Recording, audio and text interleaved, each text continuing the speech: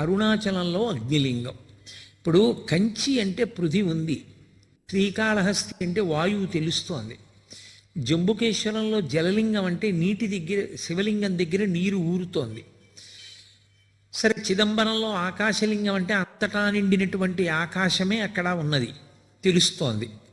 కానీ అరుణాచలంలో అగ్నిలింగం అంటే అక్కడ అగ్ని ఏది? మీరు అరుణాచలం శివాలయంలోకి వెడితే మీకు అక్కడ అగ్ని ఏమైనా కనపడుతుందా? ఒక పెద్ద జ్యోతిస్వరూపాన్ని అక్కడ ఉంచి, లేదా ఒక పెద్ద నెగడుల ఒక మంట మండుతూ ఉంటే అదేనండి శివలింగం అక్కడ అని ఎవరైనా చెప్తారా? చెప్పరు. మామూలుగా శివలింగమే ఉంటుంది. మామూలు శివలింగమే ఉన్నప్పుడు అరుణాచలంలో ఉండేటటువంటి శివలింగం అగ్నిలింగం ఎలా అవుతుంది? అరుణాచలమునందు అగ్నిలింగం ఉన్నది అని ఎందుచేత చెప్పబడింది అంటే, మీరు బయట ఎంత చల్లగా ఉండనివ్వండి, అరుణాచలం దేవాలయంలోకి వెళ్ళి కూర్చుంటే ఒళ్ళు చెమటలు పోస్తుంది, అంత వేడిగా ఉంటుంది. ఆ వేడి నిజంగా అగ్నిహోత్ర స్వరూపంతో ఉంటే మనం తట్టుకోలేమని ఆ వేడి రూపంలో ప్రకాశిస్తూ ఉంటాడు ఆయన. కాదు కాదు, అసలు యథార్థం ఏమంటే అది జ్ఞానాగ్ని. ఆ జ్ఞానాగ్ని ఎవరికి కలుగుతుందో వాళ్ళ కర్మలు దగ్ధమవుతాయి. జ్ఞానాగ్ని దగ్ధ కర్మాణం అంటాడు భగవద్గీతలో గీతాచార్యుడు. ఆ జ్ఞానాగ్ని వలన మళ్ళీ పుట్టవలసినటువంటి అవసరం లేకుండా పాపములన్నీ కూడా కాలిపోతాయి సంచితముతో కలిపి. అంత గొప్ప జ్ఞానస్వరూపమే రాశీభూతమై లింగస్వరూపాన్ని దాల్చింది. అందుకే దాన్ని జ్ఞానస్వరూపమైనటువంటి అగ్నిలింగం. అరుణాచలంలో ఉండేటటువంటి శివలింగానికి అరుణాచల క్షేత్రానికి ఒక ప్రత్యేకమైనటువంటి లక్షణం. ఏమిటి ఆ లక్షణం అంటే, పరమేశ్వరుణ్ణి ఒకానొకప్పుడు ప్రార్థన చేశారు, అయ్యా ఇన్ని జన్మలు ఎత్తలేకపోతున్నాం, అందులో వచ్చేది కలియుగం, చాలా తేలికగా అజ్ఞానానికి వశులమైపోతాం, మాయకి లోబడిపోతాం, తప్పు పనులు చేస్తాం, మళ్ళీ పునర్జన్మలు వస్తాయి. మరి అలా రాకుండా ఉండాలంటే మాకు ఒక తేలిక మార్గం ఏదైనా ఉపదేశించేయండి అన్నారు. ఆయన అన్నాడు, దర్శనాత్ అభ్రసదసి అన్నాడు. చిదంబరం వెళ్ళి ఎలా దర్శనం చెయ్యాలో తెలుసుకుని అలా దర్శనం చెయ్యండి, ఇక మీరు పుట్టవలసిన అవసరం ఉండదన్నాడు. చిదంబరంలో దర్శనం అంటే ఇందాకే మీతో ప్రస్తావన చేశా, తలుపు తీస్తారు సిద్ధంగా ఉండండి అంటారు, ఆ తెర తీస్తారు, ఇలా చూసేటప్పటికి ఇలా జాగ్రత్తగా కళ్ళు నులుకుని చూస్తారు, ఏం ఉండదు. మారేడు దళాల దండలు వేలాడుతుంటాయి, బంగారు మారేడు దళాలు, మామూలు మారేడు దళాల దండలు ఉంటాయి, తెరహేస్తారు, అయిపోయింది వెళ్ళిపోండి అంటారు. కొంతమంది అంటారు, డాంబికానికి నీకు కనపడలేదా, శివలింగం వెనకాల ఉంది కదూ అంటారు, ఉత్తిది. అదేం కాదు. అదేమిటండి ఏం లేదు కదా వెనకాతలంటే అదే చిదంబర రహస్యం అంటారు. అందుకే ఇప్పటికీ అర్థం కాని విషయాన్ని చిదంబర రహస్యం అంటారు. ఆకాశము అంటే అంతటా నిండిపోయి ఉంటుంది. అంతటా నిండిపోయిన ఆకాశములో అన్నీ ఉంటాయి. ఇప్పుడు మఠాకాశము అంటాం, అంతటా నిండిపోయినటువంటి ఆకాశం ఒకటి అనంతాకాశము అంటారు. అనంతాకాశమునందు మఠాకాశము అంటే ఓ గది, ఓ గదిలో ఆకాశం ఉంటుంది. మళ్ళీ అందులో కుండ పెట్టారనుకోండి ఘటాకాశము, మళ్ళీ ఆ కుండలో ఖాళీ భాగం ఉంటుంది, అది ఆకాశం. ఏమీ లేదనకూడదు, శూన్యం అనకూడదు, శూన్యం బౌద్ధుల వాదన, ఆకాశము సనాతన ధర్మవాదన.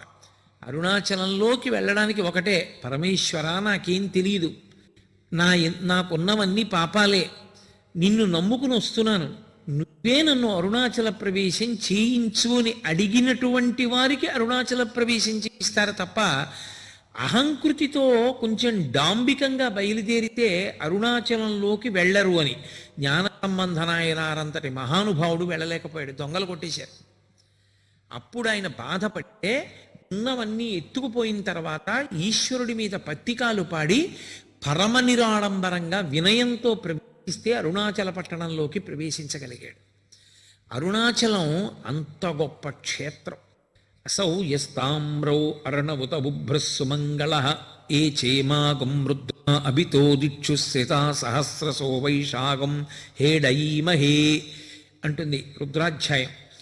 ఎర్రటి కాంతులు కలిగినటువంటి పరమశివుడు సర్వమంగళ స్వరూపంతో ఉంటాడాయన. ఉండి అన్ని ప్రాణులకు కూడా విశేషమైనటువంటి ఉపకారం చేస్తూ ఉంటాడు. అంత గొప్పగా పరమశివుడు వెలిసినటువంటి క్షేత్రం అరుణాచలం. మనం ఎక్కడికైనా శైవ క్షేత్రానికి వెడితే ఆ శివాలయంలో ఉండేటటువంటి శివలింగం ఏది ఉంటుందో దాన్ని మాత్రమే ప్రధానమైన శివస్వరూపంగా భావన చేస్తాం. ఉదాహరణకి మీరు కంచి వెళ్ళారనుకోండి, ఏకాంబరీశ్వరలింగము అని ఆ కాంచీపురంలో ఉండేటటువంటి పృథివీలింగమే గొప్పది. ఆ పృథివీలింగ దర్శనం ప్రధానంగా చేస్తాం. మిగిలినవన్నీ కూడా పరివార దేవతలు ఇతరమైనటువంటి లింగాలు ఉంటాయి శివాలయంలో. కానీ ప్రధానమైన లింగం కాంచీపురంలో పృథివీలింగం. ఆ శివలింగాన్ని దర్శనం చేస్తాం. అరుణాచల క్షేత్రం దగ్గరికి వచ్చేటప్పటికి మాత్రం ఒక్కడే శివుడు అరుణాచలంలో ఉన్నటువంటి శివలింగ స్వరూపమే కాదు, అరుణాచలంలో 3 రూపాలతో ఉంటాడు పరమేశ్వరుడు. ఒకటి అరుణాచలంలో ఉన్నటువంటి దేవాలయం లోపల ఉన్నటువంటి శివలింగ స్వరూపం ఒకటి, అది ప్రధానమైన లింగ స్వరూపం. 2 అరుణాచలం కొండంతా కలిపి శివస్వరూపం, అది అగ్నిస్వరూపం. అందుకే కృతయుగంలో అది అగ్నిస్వరూపంగా ఒక పెద్ద జ్యోతిస్సుగా వెలుగుతుండేదిట. అదే త్రేతాయుగం దగ్గరికి వచ్చేటప్పటికీ మణులతో కూడినటువంటి శివలింగమైంది. అదే ద్వాపర యుగంలోకి వచ్చేటప్పటికి పెద్ద స్వర్ణలింగమైంది. కలియుగంలోకి వచ్చేటప్పటికి మరకత లింగమైంది. అందుకే ఇప్పటికీ ప్రపంచంలో ప్రఖ్యాతి వహించినటువంటి భూతత్వ శాస్త్రవేత్తలు అరుణాచల పర్వతంలో ఉండేటటువంటి శిలలను పరిశీలించి హిమాలయ పర్వతాల కన్నా కూడా ప్రాచీనమైనటువంటి శిలలు ఇక్కడే ఉన్నాయి, అసలు ఈ భూమండలము ఏర్పడేటప్పుడు అగ్నితప్తమైనటువంటి శిలలతో చల్లారిన కొండ ఈ కొండయే అని నిర్ధారణ చేయబడినటువంటి క్షేత్రం. ఇప్పటికీ అరుణాచలంలో దేవాలయానికి పునర్నిర్మాణం చేస్తున్నప్పుడు కుంభాభిషేక సమయంలో అక్కడ ఒక సొరంగ మార్గం కనపడింది. భగవాన్ రమణులు చెప్తూ ఉండేవారు, ఆ సొరంగం అరుణాచలం కొండ మధ్య భాగంలోకి వెడుతుంది. పైకి కొండ కనపడుతుంది, ఈ మాంసనేత్రానికి ఒక కొండలా కనపడుతుంది, కానీ యథార్థమునకు అది ఒక జ్యోతి స్వరూపం, అదొక పెద్ద జ్యోతి. ఎందరో మహాపురుషులు దర్శనం చేశారు, ఎందరికో దర్శనాలు అయ్యాయి, ఎన్నో చోట్ల గ్రంథస్థం అయ్యాయి ఆ విషయాలు. సప్తర్షులు కూడా జ్యోతుల యొక్క స్వరూపాలతో వచ్చి అరుణాచల పర్వతంలోకి వెళ్ళి పరమేశ్వరుణ్ణి సేవించి మళ్ళీ ఆకాశంలోకి జ్యోతుల రూపంలో వెళ్ళి సప్తర్షి మండల ప్రవేశం చేస్తుంటే దర్శనం చేసిన వాళ్ళు ఎందరో ఉన్నారు. ఇప్పటికీ అరుణాచల పర్వతం మధ్యలో ఉన్నది ఆ గుహ అంటారు, దానికే సొరంగ మార్గం ఉంది అని చెప్పేవారు రమణులు. అరుణాచల క్షేత్రంలో శివాలయాన్ని పునర్నిర్మాణం చేసినప్పుడు కుంభాభిషేక సమయంలో సొరంగం బయటపడింది. ఆ సొరంగం చిన్నగా అరుణాచల పర్వతం లోపల ఉన్న గుహ దగ్గరికి వెడుతుంది అంటారు. అక్కడ ఒక పెద్ద వటవృక్షం ఉంటుందని, ఆ మర్రి చెట్టు కింద దక్షిణామూర్తి స్వరూపంలో సిద్ధయోగ స్వరూపంతో పరమశివుడు ఇప్పటికీ కూర్చుని ఉంటాడని సనక సనందనాది మహర్షులందరూ కూడా ఆయన్ని సేవిస్తూ ఉంటారని చెప్తారు. ఒకానొకప్పుడు భగవాన్ రమణులు అరుణాచల పర్వతం మీద నడిచి పెడుతున్నారు. పెడుతుంటే విస్తరాకంత మర్రాకు ఒకటి వచ్చి గాలికి ఎదుర్కొంటూ ఎండు ఆకు ఆయన కాలికి తగిలింది. ఆయన మర్రాకు పైకెత్తి చూసి విస్తరాకంత ఉంది, ఈ అరుణాచల పర్వతం మధ్యలో ఉన్న గుహలో పరమశివుడు దక్షిణామూర్తిగా కూర్చున్నాడు. ఆ చెట్టు ఆకే ఎగిరొచ్చింది, నేను దర్శనం చేస్తానని బయలుదేరాడు. ఆయన కొంత దూరం వెళ్ళేసరికి ఆయన కాలు అనుకోకుండా అక్కడ ఉన్న ఒక పొదలో ఉన్న తేనె పట్టుకి తగిలింది. తేనె పట్టులో ఉన్న ఈగలన్నీ పైకి జుమ్మని లేచాయి. వెంటనే రమణులు అన్నారు, ఈ కాలు తప్పు చేసింది, వాటి గూడు కదిపింది, కాబట్టి ఇది శిక్ష అనుభవించాలని ఆ కాలు ఒక రాయి మీద పెట్టి వదిలిపెట్టేశాడు. ఆ తేనెటీగలన్నీ వచ్చి ఆయన కాలు కుట్టగలిగినంతసేపు కుట్టాయి. ఇంత లావున వాచిపోయింది. ఆ వాచి కాలు ఈడ్చుకుంటూ ఆయన కిందకి దిగి వచ్చేశారు. పళనిస్వామి అని అప్పుడు ఆయనకి సేవ చేస్తూ ఉండేవాడు. అతను శ్రావణం తీసుకొచ్చి ఆ తేనెటీగల యొక్క ముళ్ళు ఆయన కాల్లో విరిగిపోయిన వాటన్నింటినీ బయటికి లాగేశాడు. కానీ ఆయన శరీరాన్ని విడిచిపెట్టేసే పర్యంతము రమణుల యొక్క ఒక కాలు చాలా లావుగా ఉండేది. ఇప్పటికీ మీరు రమణాశ్రమానికి వెళ్ళి ఆయన యొక్క ఫొటోస్ చూస్తే ఒక కాలు లావుగా కనపడుతుంది. కారణం, ఆ దక్షిణామూర్తి దర్శనానికి ప్రయత్నం చేసినప్పుడు రమణ మహర్షి యొక్క ఒక కాలుని తేనెటీగలు కుట్టి, ఆ తర్వాత ఎవరిని వెళ్ళొద్దని చెప్పేవారు రమణ మహర్షి. ఆయన మాట వినకుండా వెంకటరామయ్య గారని ఒక ఆయన స్నేహితులు కలిసి అరుణాచలంలో మేము దక్షిణామూర్తి దర్శనం చేస్తామని బయలుదేరారు. తీరా వాళ్ళు బయలుదేరి వెళ్ళిన తరువాత వాళ్ళు మార్గంలో చాలా చాలా కష్టాలు పడి వాళ్ళకి అసలు వెనక్కి తిరిగి వచ్చే మార్గం మర్చిపోయి ఉండిపోయారు. ఆ పైన ఉండిపోతే ఇక్కడ రమణుల యొక్క అనుగ్రహం వల్ల, కొండ కింద రమణులు చేసిన సంకల్పం వల్ల వాళ్ళు మళ్ళీ చీకటి పడిన తర్వాత కొండ దిగొచ్చారు. అప్పటి నుంచి ఎవ్వరూ ఆ సిద్ధయోగి దర్శనం చేసే ప్రయత్నం చెయ్యరు. కానీ ఇప్పటికీ పరమేశ్వరుడు అక్కడ దక్షిణామూర్తిగా మర్రి చెట్టు కింద కూర్చుంటాడని ఎందరో సిద్ధులు, యోగులు, దేవతలు ఆయన యొక్క దర్శనానికి వచ్చి పెడుతూ ఉంటారని ప్రతీతి. అలా అరుణాచల క్షేత్రం ముందు 3 రూపాలతో ఉంటాడు పరమశివుడు. అంత గొప్ప క్షేత్రంలో పరమేశ్వరుడు శివలింగంగా ఆవిర్భవించిన తరువాత అక్కడ జరగవలసినటువంటి పూజాది కార్యక్రమాలు ఎలా జరగాలి అన్న విషయాన్ని ఆయనే నిర్ణయం చేసి గౌతమ మహర్షిని ఆదేశించాడు. మనకి వలైకాపు మండపము అని ఉంటుంది లోపల. ఆ మంటపంలో అమ్మవారిని తీసుకొచ్చి కూర్చోపెట్టి గాజులు సమర్పణం చేస్తారు అమ్మవారికి. అమ్మవారి గాజులు సమర్పణం చేసేటటువంటి ఉత్సవం ఒకటి. మిగిలిన 2 పెద్ద ఉత్సవాలు, ఒకటి కార్తీక మాసంలో జరిగేటటువంటి దీపోత్సవం, కార్తీక పౌర్ణమి పెట్టేటటువంటి దీపం. దాని గురించి నేను ప్రత్యేకంగా మీతో ప్రస్తావన చేస్తాను. ఇక 3వ ఉత్సవం పార్వతీ పరమేశ్వరుల మధ్య వచ్చేటటువంటి ప్రణయ కలహోత్సవం. ఇప్పటికీ అరుణాచలంలో ఆ ప్రణయ కలహోత్సవాన్ని అక్కడ ఉన్న అర్చకులు నిర్వహిస్తారు. ఎంత అద్భుతంగా నిర్వహిస్తారు! ఆ ఉత్సవం జరిగినప్పుడు పరమేశ్వరుడు భృంగికి మోక్షం ఇచ్చేస్తాడు. పార్వతీదేవికి కోపం వచ్చి అపితకుచాంబ అమ్మవారు దేవాలయంలోకి వెళ్ళి తలుపులు వేసేసుకుంటారు. పరమశివుడు ఒక్కడే గిరి ప్రదక్షిణానికి వెడితే దొంగలు దోచుకుంటారు. ఇప్పటికీ ఆ దొంగల తోపు అని అవన్నీ చేస్తారు. ఆ ప్రణయ కలహోత్సవం 2వ పెద్ద ఉత్సవం. నీ నిర్ణయం చేసినటువంటి వాడు గౌతమ మహర్షి. ఎవరి ఆజ్ఞ మేరకి? శివాజ్ఞ మేరకే చేశాడు. అటువంటి అరుణాచల క్షేత్రంలో ఆ దేవాలయ ప్రాంగణం అత్యద్భుతమైనటువంటి ప్రాంగణం. బహుశः దక్షిణ భారతదేశం మొత్తం మీద ఏ దేవాలయంలోనూ కూడా అంత పెద్ద గోపురాలు మీకు ఎక్కడా కనపడవు. అంతంత పెద్ద పెద్ద గోపురాలు. ప్రత్యేకించి అరుణాచల క్షేత్రంలో తూర్పు గోపురం శ్రీకృష్ణదేవరాయల వారు కట్టించారు.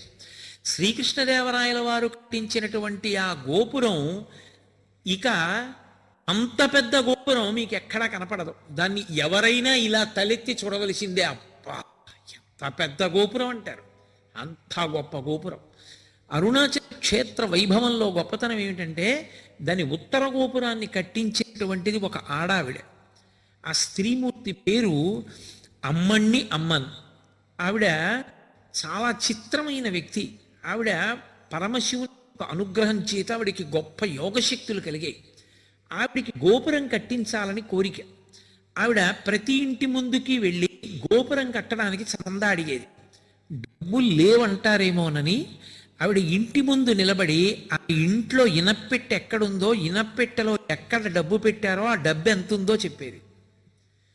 ఇంట్లో ఎక్కడెక్కడ దాచారో, ఎక్కడెక్కడ దాచిన డబ్బు ఎంత ఉంటుందో చెప్పి గోపురం కడుతున్నాను డబ్బు ఇమ్మని అడిగేది. అడిగిపోయి పట్టుకెళ్ళి డబ్బు ఉండేవారు. ఆవిడ తన యోగశక్తి చేత ఇళ్ల ముందు నిలబడి ఇంటి లోపల ఉన్న పెట్లలో డబ్బు ఎంతుందో చెప్పి వసూలు చేసిన డబ్బుతో ఉత్తర గోపురాన్ని కట్టింది. అలాగే అక్కడ ఒక గోపురాన్ని భళ్ళాల మహారాజు కట్టాడు. భళ్ళాల మహారాజు అపారమైనటువంటి శివభక్తుడు. ఆయనకి 2 భార్యలు. ఆయన విభూతి పుండ్రాలు పెట్టుకుని, బొట్టు పెట్టుకుని ఏ శివభక్తుడైనా, జంగమదేవరైనా సరే కోరినది ఇచ్చేస్తుండేవాడు. అటువంటి భళ్ళాల మహారాజు గారు రాజ్యం చేస్తున్న రోజుల్లో ఆయనకి సంతానం లేదు. సంతానం లేకపోయినా ఆయన పరమశివుని అంత భక్తితో రాజ్యం చేస్తున్నాడు. పరమశివుడు ఆయన పరీక్షించాలి, అనుగ్రహించాలి అనుకున్నాడు. ఒక పెద్ద జంగమదేవర వేషం కట్టి తనతో పాటు కొంతమంది జంగమయ్యల్ని తీసుకుని ఒక చీకటి పడే వేళటికి భళ్ళాల మహారాజు ఇంటికి. ఆయన వెంటనే వాళ్ళందరినీ స్వాగతం పలికాడు, అర్ఘ్యపాద్యాదులు ఇచ్చాడు, వాళ్ళని సేవించాడు, కూర్చోపెట్టి వాళ్ళందరినీ కూడా చక్కగా మర్యాద చేసి విశ్రాంతి తీసుకోమన్నాడు. ఈ పెద్ద జంగమదేవరు అన్నాడు, నాతో వచ్చిన జంగమయ్యలకి నాకు దేవదాసీల్ని అన్నాడు. దేవదాసీల్ని తీసుకొచ్చి జంగమయ్యలందరికీ ఇచ్చారు. ఒక్క పెద్ద జంగమదేవరికి మాత్రం దేవదాసి లేదు. అయ్యో, ఈయనకొక్కడికి దేవదాసిని ఇవ్వలేని బాధపడినటువంటి రాజు తల పట్టుకుని కూర్చుంటే ఆయన రెండవ భార్య పేరు చెల్లమ్మ. ఆవిడ వచ్చింది, ప్రభు మీరు చింతపడకండి, శివసేవలో లోపం రాకూడదు, నేను దేవదాసిగా ఆయన దగ్గరికి వెడతానంది. వెళ్ళమన్నాడు మహారాజు. ఆవిడ ఆ పెద్ద జంగమయ్య పడుకున్నటువంటి గదిలోకి వెళ్ళి ఆయన నిద్రపోతున్నట్టు నటిస్తున్నాడు. ఆయన నిద్ర లేపడానికి ముట్టుకుందిలాగా, పసిపిల్లవాడైపోయి ఏడిచాడు. అరే పిల్లవాడైపోయాడు, చేతుల్లో పట్టుని రాజు దగ్గరికి తీసుకొచ్చింది. మహారాజా, పెద్ద జంగమదేవర పిల్లవాడైపోయాడు, ఇదిగో తీసుకొచ్చాను, పరమేశ్వరుడే అనుగ్రహించాడు మనకి కొడుకు అని ఇచ్చింది. రాజు ఆ పిల్లాడిని ముట్టుకోగానే పిల్లవాడు అంతర్ధానం అయిపోయి కొడుకులు లేరు అని వగచావు కాబట్టి నీకు నేనే కొడుకునవుతున్నాను, నేనే కొడుకునై నీ శ్రాద్ధ కర్మ నేను చేస్తాను ప్రతి సంవత్సరం, నీ శరీరం పడిపోయినప్పుడు నీకు సంస్కారం నేనే చేస్తానన్నాడు. ఇప్పటికి దాదాపు 6 నుంచి 700 సంవత్సరములైంది. ఇప్పటికీ భళ్ళాల మహారాజు గారు చనిపోయిన రోజున అరుణాచల క్షేత్రంలో శివలింగం దగ్గరికి వచ్చి పత్రిక చదువుతారు. భళ్ళాల మహారాజు గారు ఫలానా రోజున ఫలానా తిథిలో ఫలానా నక్షత్రంలో శరీరం విడిచిపెట్టాడు అని. వెంటనే దేవాలయం మూసేస్తారు.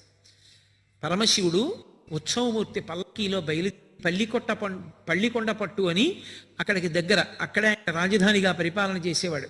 ఆ పల్లికొండ పట్టు వెళ్తుంది పల్లకి, వెళ్ళి ఏట్లో స్నానం చేస్తాడు పరమశివుడు. అంటే ఉత్సవమూర్తి స్నానం చేస్తుంది. స్నానం చేసి పీటల మీద పరమశివుడు అపితకుచాంబ ఉండి భళ్ళాల మహారాజు గారికి తద్దినం పెట్టి మళ్ళీ ఏట్లో స్నానం చేసి అరుణాచల దేవాలయంలోకి వెళ్ళి అప్పుడు ఆయనకి అభిషేకం అయిన తర్వాత మళ్ళీ తలుపులు తీసి దర్శిస్తారు. 6 నుంచి 7 శతాబ్దములుగా పరమశివుడే తన భక్తుడికి తద్దినం పెడుతున్న ఏకైక క్షేత్రం అరుణాచల క్షేత్రం. ఆ క్షేత్రంలో ఆ భళ్ళాల మహారాజు గారు కట్టించినటువంటి గోపురము ఒక గోపురం. ఆ గోపురానికి కిలి గోపురం అని పిలుస్తారు. మీరు లోపలప్పుడు మనకి సుబ్రహ్మణ్య దేవాలయం కనపడుతుంది. మీరు ఆ సుబ్రహ్మణ్య దేవాలయం మీద తల ఎత్తి చూస్తే కొన్ని బొమ్మలు కనపడతాయి. బొమ్మల్ని బట్టి తెలుస్తుంది మనకు, అక్కడ ఒక కథ తెలుస్తుంది. ప్రౌఢదేవరాయలు అని ఒక రాజు. ఆ ప్రౌఢదేవరాయ దగ్గర అరుణగిరినాథర్ అనబడేటటువంటి ఒక వ్యక్తి మంచి ఆస్థాన కవిగా ఉండేవాడు. ఆయన దగ్గర అంతకుముందే ప్రౌఢదేవరాయల వారి దగ్గర సంబంధం అని ఒక కవి ఆస్థాన కవి. కానీ ఈ అరుణగిరినాథర్ తర్వాత ఆస్థాన కవి. అది కూడా ఎందుకు అవ్వవలసి వచ్చింది అంటే అరుణగిరినాథర్ యొక్క తల్లి చాలా చిన్న వయస్సులోనే, అరుణగిరినాథర్ చాలా చిన్న పిల్లవాడిగా ఉన్నప్పుడే శరీరం విడిచిపెట్టేసింది. అంతకుముందే తండ్రి చనిపోయాడు. ఆవిడ శరీరం వదిలిపెడుతూ ఈ పిల్లవాడిని రక్షించమని అక్కగారికి అప్పచెప్పింది. అక్కగారి పేరు ఆది. ఆ ఆది అనబడే అక్కగారు ఈ అరుణగిరినాథర్ని పెంచి పెద్ద చేసింది. ఈ అరుణగిరినాథరు దుర్వ్యసనపరుడై స్త్రీలోలుడై స్వేచ్ఛగా తిరుగుతుండేవాడు. ఒకనాడు అక్కగారు చాలా బాధపడి నింద చేసింది. అతనికి వైరాగ్యం కలిగి ఇన్ని తప్పులు చేశాను, నేను ఇక బతకకూడదని ఈ భళ్ళాల మహారాజు గారు కట్టించిన గోపురం ఎక్కి చచ్చిపోతానని అక్కడి నుంచి కింద పడ్డాడు. కింద పడుతుంటే లోపల సుబ్రహ్మణ్య దేవాలయంలో ఉన్న సుబ్రహ్మణ్యుడు బయటికి వచ్చి చేతులు పట్టుకున్నాడు. సుబ్రహ్మణ్యేశ్వర స్వామి వారి యొక్క స్పర్శ తగలగానే అతనిలో కవిత్వం పెళ్ళుబుకి మహాభక్తుడయ్యాడు. కళానుభూతి అని చెప్పి ఆయన అద్భుతమైనటువంటి సుబ్రహ్మణ్య గీతములను రచన చేశాడు. సుబ్రహ్మణ్య తత్వం మీద రచన చేశాడు. ఆయనే ఆ కాలంలో ప్రౌఢదేవరాయల వారి ఆస్థాన కవి సంబంధం. అరుణగిరినాథరి యొక్క గొప్పతనాన్ని తెలుసుకుని రాజు ఆ ఆస్థాన కవి సంబంధాన్ని తీసి అరుణగిరినాథర్కి ఆస్థాన కవి పదవినిచ్చాడు. ఈ ఆస్థాన కవి ఉంటూ సుబ్రహ్మణ్యుణ్ణి సేవించాలనేటటువంటి తాపత్రయంతో తెచ్చిన పువ్వులతో సంతోషపడక పరకాయ ప్రవేశ విద్య తెచ్చుకుని తన శరీరాన్ని అరుణాచల దేవాలయంలో ఒక మూల ఎవరికీ కనపడకుండా విడిచిపెట్టి చిలుకలోకి ప్రవేశించి పక్కన ఉన్నటువంటి వనాల్లో వెళ్ళి పారిజాత పుష్పాలు వచ్చి సుబ్రహ్మణ్యుణ్ణి సేవిస్తుండేవాడు. ఇది పెట్టాడు సంబంధం. తను శరీరాన్ని వదిలి చిలుక శరీరంలోకి వెడుతూ ఉంటాడు. నా ఆస్థాన పదవి ఇతని వల్లే పోయింది, ఇతనికి మళ్ళీ శరీరం లేకుండా చెయ్యాలని ఆ అరుణగిరినాథర్ శరీరాన్ని విడిచిపెట్టి చిలుక శరీరంలోకి ప్రవేశించగానే ఆ అరుణగిరినాథర్ యొక్క శరీరాన్ని కాల్చేశాడు. అయిపోయింది. ఆయనకి శరీరం లేదు. లేకపోవడం వల్ల చిలుక రూపంలోనే ఆ గోపురంలో సుబ్రహ్మణ్యేశ్వర స్వామి వారి మీద ఇప్పటికీ పాటలు పాడతారు. అరుణాచల క్షేత్రం లోపల పశ్చిమ దిక్కుగా ఉండేటటువంటి సరోవరానికి శివగంగా అని పేరు. అది తిరుమలాంబా సముద్రం నుంచి ఒక కాలవ ద్వారా తీసుకొస్తారు. రెండవ పక్కన ఉండేటటువంటి తీర్థం బ్రహ్మతీర్థం. అలాగే మీకు అరుణాచలంలో ఖడ్గతీర్థం, సర్వతీర్థం, ఈశాన్య తీర్థం, అగస్త్య తీర్థం, బ్రహ్మతీర్థం, శివగంగ, యమున, ఎన్ని సరస్సులు ఉంటాయి. ప్రతి సరస్సుకి స్థల పురాణం ఉంది. ఒక్కొక్క సరస్సు ఒక్కొక్క కారణానికి వచ్చింది. అగస్త్య మహర్షి ప్రతి సంవత్సరం మార్గశీర్ష మాసంలో వస్తారట. వచ్చి తన శిష్యులతో గిరి ప్రదక్షిణం చేసి ఆ సరస్సులో స్నానం చేసి పెడతారు. ఒక్కొక్క సరస్సులో స్నానానికి ఒక్కొక్క ప్రత్యేకమైన విభూతి కలుగుతుంది.